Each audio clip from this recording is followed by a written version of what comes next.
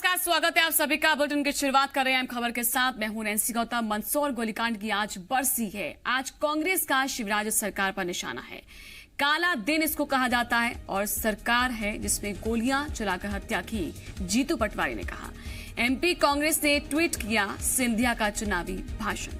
तो कांग्रेस ने विधानसभा चुनाव में मंदसौर गोलीकांड को चुनावी मुद्दा बनाया और मध्य प्रदेश की सत्ता में वापसी की। ये एक मुद्दा आपको बता दें, 6 जून मंदसौर के इतिहास का काला दिन माना जाता है।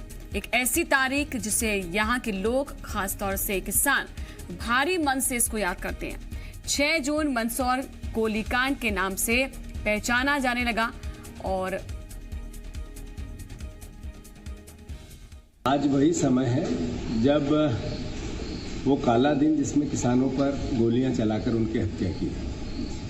आज वही सरकार है, वही मुख्यमंत्री है और वही किसानों की वेदना है। मैं शिवराज जी से अनुरोध करता हूं, प्याज की खरीदी चालू करें, भावांतर देना चालू करें। 8 रुपया कम से कम 10 रुपया किलो किसानों को मिलना चाहिए, सुनिश्चित करें। और मैं मानता हूं कि ऐसा नहीं किया तो किसान परेशान होंगे, दुखी होंगे, आत्महत्याएं बढ़ेगी और मैं मानता हूं ऐसे में उनके बच्चे आंदोलित होंगे। और इस पर ज्यादा बातचीत के लिए, जानकारी देने के लिए संदीप भमरकर हमारे साथ जुड़ चुके हैं। संदीप, जीतू पटवारी की बात आपने भी सुनी। साफ तौर पर अब क्या एजेंडा होगा, किस के तहत आगे बढ़ेंगे, संकेत मिल गए उसके?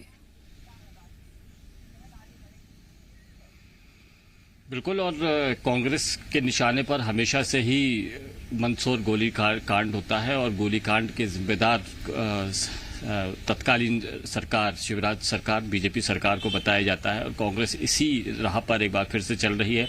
आज जब वो दिन आया है तो पूरा जिम्मेदार इस मामले में सरकार को बताया जा रहा है। इस दिन 6 जून 2017 का वो दिन था। लगभग यही वक्त चल रहा था जब अचानक से एक भीड़ इकट्ठा हो गई एक पुलिस थाने पर। पुलिस ने गोली चालन किया और 6 किसानों की मौत हो गई थी। इस मामले में न्यायिक जांच हुए, न्यायिक जांच बैठी, कई सारी जांचें सरकार ने कराई, कांग्रेस ने अपनी जांच कराई थी और उसके बाद में सियासत लंबे वक्त तक होती रही थी। इसके बाद में एक बहुत बड़ा मूवमेंट किसानों का खड़ा हुआ था जो पूरे समूचे मध्य प्रदेश में ये फैला था और सियासत किसानों के नाम पर हो ही रही थी। एक बार फिर से कांग्रेस इसी दिन को याद करते हुए किसानों के नाम को उल्लेख कर रही है और अलग अलग जरियों से ये बताने की कोशिश कर रही है कि इसकी जिम्मेदार बीजेपी रही है। हालांकि बीजेपी परिस्थितियों को इसका जिम्मेदार मानती है कि जिस तरह की परिस्थितियां थी वो थी और ये घटना दुर्भाग्यपूर्ण रही है। इस बात को लगातार कहा जाता रहा है। हालात ऐसे भी थे उस वक्त में कि मुख्यमंत्री शिवराज सिंह चौहान तक इन शहीदों को श्रद्धांजलि देने के लिए अनशन पर बैठे थे। उन्होंने उपवास कर दिया था और उपवास करने के बाद में जब तक राहत नहीं हो गई या आंदोलन खत्म नहीं हो गया तब तक वो उपवास पर बैठे रहे। मुख्यमंत्री शिवराज सिंह चौहान किसानों के साथ पूरी हमदर्दी बताते रहे थे। तो ये, लेकिन सियासत लगातार इस नाम पर बढ़ती रहे। जब भी कांग्रेस इस दिन को याद करती है, किसानों का जब भी उल्लेख करती है, तो आज के दिन का 6 जून 2017 का उल्लेख ज़रूर करती है और इसीलिए आज सुबह से ही सोशल मीडिया पर या बयानों के जरिए इस पूरे मामले को गरमाने की कोशिश हो रही है और किसानों के नाम को, उनकी समस्याओं को उठाने की कोशिश की जा रही है। कमलनाथ का भी एक ट्वीट आया है। मैं इस पर आऊँ आपके साथ संदीप। हमारे साथ भूपेंद्र गुप्ता जी जुड़ चुके हैं कांग्रेस की ओर से, उनसे बात करेंगे। भूपेंद्र जी, स्वागत है आपका। ये जो गोलीकांड है इसको कोई भूल नहीं सकता, लेकिन मंदसौर गोलीकांड की दूसरी बरसी है आज। लेकिन जीतू पटवारी ने, उनका अगर हम देखें बयान, तो काफी निशाना साधते हुए नजर आए हैं। यानी कि एक मुद्दा है आपके पास शिवराज सरकार को घेरने का। ये मुद्दा अकेला नहीं है, ये इतिहास का हिस्सा है कि किस तरह से निर्दोष किसानों को ऊपर गोलियां चलाई गई और उन्हें भून दिया गया। और ये कोई अकेली घटना नहीं है उस कार्यकाल की। ये 15 साल का एक जो इतिहास है मध्य प्रदेश का, वो किसानों के ऊपर अत्याचार का इतिहास है और वो अत्याचार आज फिर से जारी होना शुरू हो गया है। आप देखें, लाखों करोड़ों रुपए की जो है आज अनाज उनका पूरा गीला हो गया है और सरकार उसको जो है उसका भंडारण नहीं कर सकी है। ये सारी परेशानी हर जगह है। ये वही सरकार है जिसने AK-47 से किसानों पर गोली चलाई थी, जिस बंदूक का उपयोग तो आतंकवादियों के खिलाफ किया जाता है।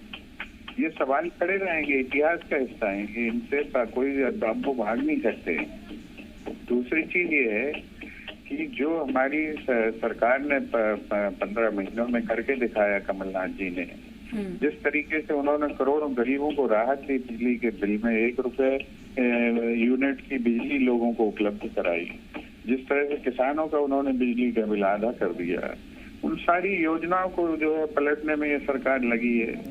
संबल की जो ऐसी संबल की योजना जिसमें 50-60 लाख से ज्यादा लोग अपात्र थे, उस योजना को केवल अपनी शान बघारने के लिए लागू करना और लोगों के साथ छल करना। आज सरकार कह रही है कि हम साहब जो है अप्रैल माह के बिल के आधार पर अगर आपका बिल 100 रुपये आया तो हम आपको 50 रुपये बिल कर देंगे। तो अप्रैल में तो रीडिंग ही नहीं हुई, अप्रैल का तो कोई बिल ही नहीं आया। अप्रैल में तो एवरेज के बिल निकाल दिए गए। जिस व्यक्ति का मार्च में 100 रुपये का बिल आया है उसका आधा करके दिखाओ आप। अप्रैल में तो जो है बिल बनाए हैं वो तो 500, 1,000, 2,000, 5,000 रुपए के बिल बनाए। एक आदमी का तो 65,000 तक का बिल भी आया है। तो उसको क्या, उसको तो आप आधा करेंगे नहीं। जब आपने बिल ही नहीं बनाए 100 रुपए के तो आधा कहाँ से करोगे? ठीक है, जिस बात का जिक्र कर रहे हैं इसका जवाब भी ले लेते हैं। हमारे साथ हितेश वाजपेयी जी जुड़ चुके हैं बीजेपी की ओर से, उनसे हम बात करेंगे। स्वागत है आपका हितेश जी। जीतू पटवारी साफ कह रहे हैं कि वही काला दिन है, जिम्मेदार इसके लिए शिवराज सरकार को ठहरा रहे हैं कि आज वही काला दिन है और सरकार वही है जिसने किसानों पर गोलियां चलाकर उनकी हत्या की थी। क्या कहेंगे इस पर? देखिए, मुझे लगता है कि कांग्रेस ने जिस प्रकार से किसानों के मांगों का दुरुपयोग किया था वो सब लोग जानते हैं कि मंदसौर के कांड में हुआ क्या था, किस प्रकार से जीतू पटवारी आप लोगों के चैनल पे भी चला था, मुझे बहुत अच्छे से याद है, जब ये लोगों को उकसा रहे थे, गालियां दे रहे थे और हिंसा करने के लिए प्रेरित कर रहे थे। इनके ही एक जिला पंचायत के जो अध्यक्ष थे वो उनको अरेस्ट भी किया गया था इसी सिलसिले में। और मेरे तो 2-3 बहुत स्पष्ट से आकलन है। नंबर 1, यदि कांग्रेस को लगता है कि इस सब में किसी की साजिश थी तो इन्होंने जैन आयोग की रिपोर्ट को क्यों नहीं साझा किया, क्यों नहीं विधानसभा के पटल पर रखा? 15 महीने इनकी सरकार रही, इन्होंने एक कदम भी मंदसौर के किसानों को न्याय दिलाने के लिए नहीं उठाया। वहीं दूसरी ओर मंदसौर में की गई घोषणा कि 2 लाख रुपए तक का कर्ज माफ होगा सभी किसानों का 10 दिन में, उसमें एक बहुत बड़ा धोखा इन्होंने मध्य प्रदेश के किसानों को दिया। सरकार बनाई लेकिन 15 महीने में 2 लाख रुपए का एक भी किसान ऐसा नहीं है जिसका कर्ज माफ किया गया हो। तीसरी बात जो बहुत महत्वपूर्ण है, कांग्रेस हमेशा कुछ भी करो, जैसे आप लॉकडाउन में देखा कि लॉकडाउन करो तो दिक्कत, नहीं करो तो दिक्कत, हमेशा सरकार के फैसलों का विरोध करना। कांग्रेस से ही मांग आई थी, कमलनाथ जी के ट्वीट्स हैं जिसमें उन्होंने, विवेक तन्खा जी के भी हैं जिसमें उन्होंने बिजली के जो फिक्स चार्जेस हैं उसको इस कोरोना काल के दौरान वेव ऑफ करने की मांग रखी थी। कई नेताओं ने ये बात रखी थी। अब जब फिक्स चार्जेस जो बिजली के बिलों के होते हैं उसको यदि शिवराज जी ने वेव ऑफ किया है तो इसमें बुराई क्या है, हमारा ये कहना है। तो अब जब वेव ऑफ हो गए तो साहब वो वेव ऑफ क्यों किए, आपने तो ऐसा कर दिया, क्योंकि साथ ऐसा नहीं होता है। तो मुझे लगता है रियलिस्टिक होकर विपक्ष की भूमिका, जी भूपेंद्र जी कुछ कहना चाहते हैं। जी भूपेंद्र जी बोलिए। विपक्ष की भूमिका भी जिम्मेदार होती है। ये बातें पूरी तरह से झूठी और बेबुनियाद हैं। मध्य प्रदेश में लाखों किसानों का कर्जा माफ हुआ है और ये किसान इसके गवाह हैं। ये रोज बयान दे रहे हैं पिछले मुझे बोलते दीजिए डॉक्टर साहब, आप बोल चुके। इनके साथ एक किसान आकर खड़ा नहीं हुआ है, ये 6 महीने से गीत गा रहे हैं इसके। इनका मुख्यमंत्री जो है झूठ बोल रहे हैं वहां पर बैठकर। दूसरी चीज मैं आपसे कहना चाहता हूँ, अब तो सुप्रीम कोर्ट कह रहा है कि आपको फिक्स चार्जेस माफ करना चाहिए। तो ये सरकार झूठ पे झूठ के ये दावे क्यों कर रही है छल के साथ? 6 महीने की किस्तों में हम आपसे वसूल लेंगे। किस आधार पर वसूल लेंगे? आपके कहने से लॉकडाउन लगा। और क्या ये इस बात का विचार करते हैं कि विपक्ष खामोश रहे, उसको गूंगा कर दिया? आप नकली किटें पहनकर डॉक्टर अगर हॉस्पिटल में बेहोश हो रहा है तो क्या विपक्ष नहीं बोलेगा उसमें? अगर आपके जो है 10 किलो के पैकेट में 7-6 किलो आटा निकल रहा है तो क्या विपक्ष खामोश रहेगा क्या? अगर जो है उत्तर प्रदेश का गेहूं मध्य प्रदेश में सरकारी खरीद में शामिल हो रहा है तो क्या विपक्ष खामोश रहेगा? हितेश जी जवाब देंगे इस पर? विपक्ष से देखिए, मैं तो चुनौती दे रहा हूँ कि 2 लाख रुपए का कर्ज जिस किसान का माफ किया हो उसके नाम ये बता दें। मैं तो आपको बता दें जिसका 2 लाख का कर्जा है वो किसान का कर्जा माफ करने के सर्टिफिकेट जारी है और उस पर तुम्हारी सरकार। आप दोनों अपनी अपनी सरकार के हिसाब से गुणगान कर रहे हैं। आप दोनों बने रहिए बात साहब। मेरे सहयोगी हैं भूपेंद्र जी, मेरे सहयोगी हैं संदीप, वो भी सवाल करना चाहते हैं। संदीप, पूछे सवाल।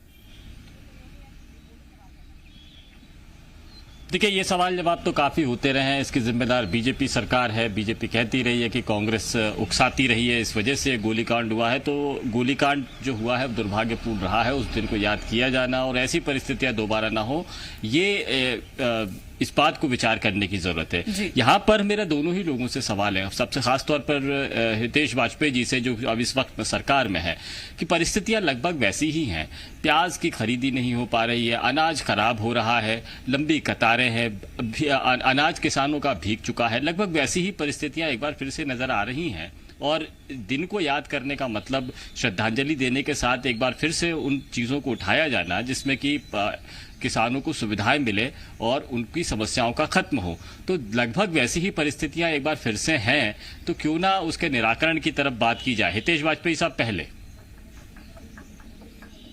देखिए संदीप जी, मैं आपकी बात से पूरी तरह सहमत हूँ और इसीलिए मैं मीडिया को बेहतर समालोचक विपक्ष मानता हूँ सरकारों का, और स्वागत भी करता हूँ।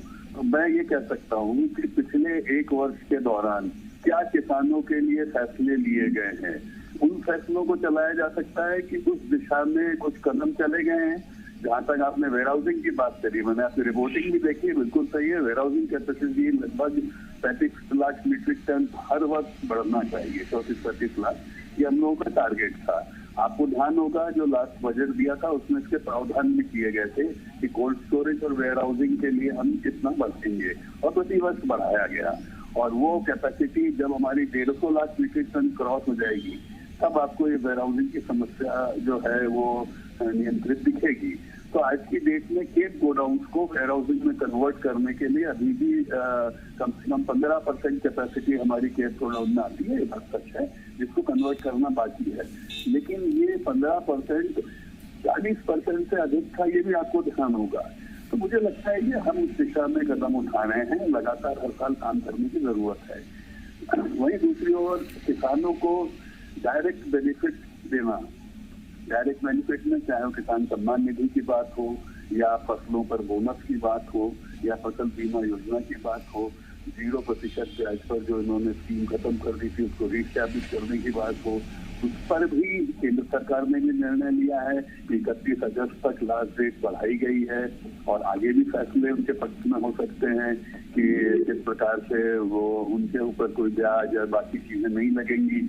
तो मुझे लगता है कि ये फैसले जो हैं ये नए फैसले हैं जो उनके पक्ष में लिए जा रहे हैं। और किसानों को लेकर 1.5 गुना लागत की बात हो, प्रतिवर्ष आप देख रहे हैं संदीप जी कि जो मिनिमम सपोर्ट प्राइस तय करती है संस्था, वो हर साल कुछ न कुछ प्राइस बढ़ाते हुए उस दिशा में आगे बढ़ रही है जिससे कि हम एमएसपी कम से कम दे पाए। हालांकि मैं मिनिमम सपोर्ट प्राइस के आज भी पक्ष में नहीं हूँ, किसान को अधिकतम मिलना चाहिए और यही कारण है कि किसानों के लिए एक बड़ा फैसला लिया गया लास्ट कैबिनेट में भी केंद्र की, जिसमें कि उनको ये अनुमति दी गई कि वो राज्य के बाहर भी सीधा माल अपना बेच सकते हैं। अभी मध्य प्रदेश या स्टेट की मंडियों में था और ये करने का प्रयास किया गया। तो बिल्कुल मैं आपकी इन बातों से सहमत हूँ कि 1 वर्ष के दौरान जब हम प्रतिवर्ष जब भी हम किसानों को याद करें तो कुछ कदम हमको उस दिशा में चलते हुए दिखाई दे। सारे कदम इकट्ठे नहीं उठाए जा सकते, ये बात सच है, लेकिन ऐसे कोई कदम 15 महीने के दौरान तो नहीं मिले हमको गंभीरता से, ये तो हम कह सकते हैं।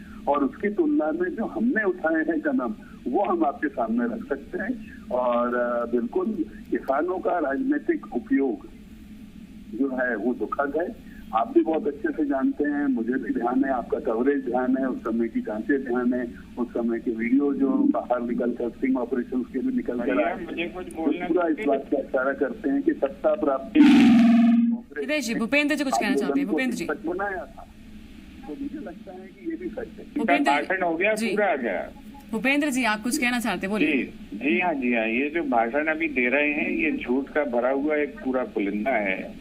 ये 2100 रुपए में मिट्टी खरीदने वाले थे प्रदेश की खेतों की और 1925 रुपए में अभी गेहूं नहीं खरीद पा रहे हैं। दूसरी चीज ये बताइए कि इनसे पूछिए कि सरकार ने, मेरे डॉक्टर साहब बीच में मत बोलना, आपको बहुत चक्कर वो पूछने की आदत रहती है।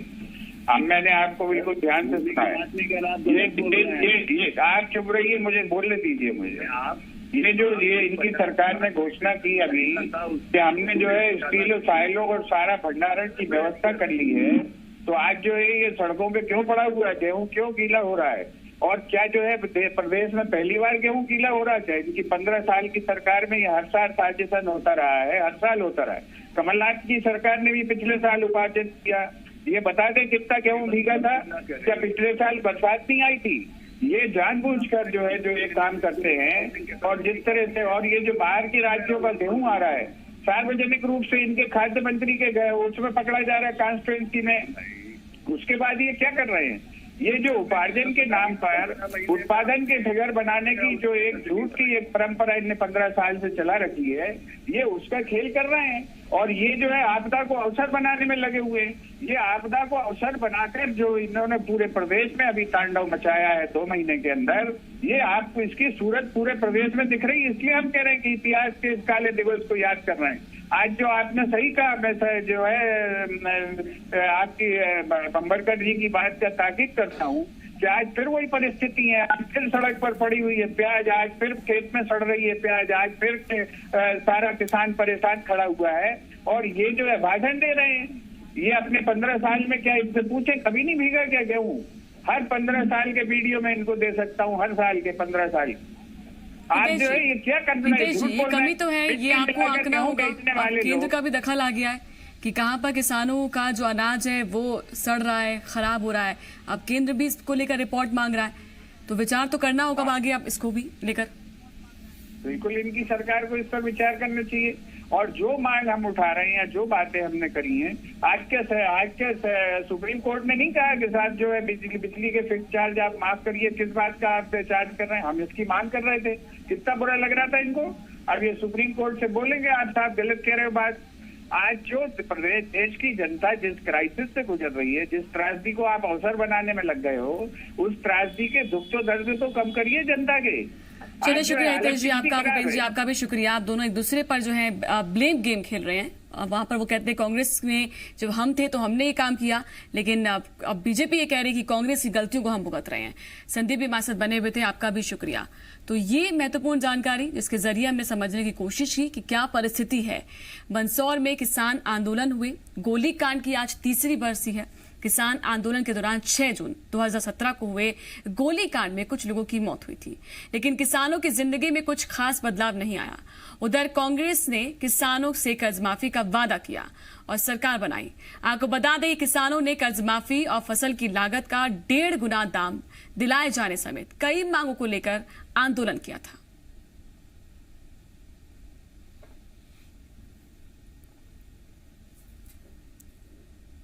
₹2-3 किलो कांदे बिक रहे हैं। कहाँ 20-25 के कांदे थे, ₹2 किलो 3 किलो बिकने लग गया। किसानों की हालत में कोई सुधार नहीं हुआ। कोई सुधार नहीं। जब आते ये करते ही वो करते ही सब किसानों को वो फायदा करते हुए ये फायदा करते ही ये बातें सरकार देखने के बाद में कोई फायदा नहीं अभी तक। क्या दे सरकार? हम लोग कुछ भी नहीं दे सकती सरकार, सिर्फ बातें करती है सरकार। क्या होना चाहिए किसानों के लिए? वो तो सरकार ये कहती कि हम ये देंगे, हम ये देंगे। 2-2 लाख रुपए जो बोल के वो सरकार बैठ गई, वो भी गिर गई।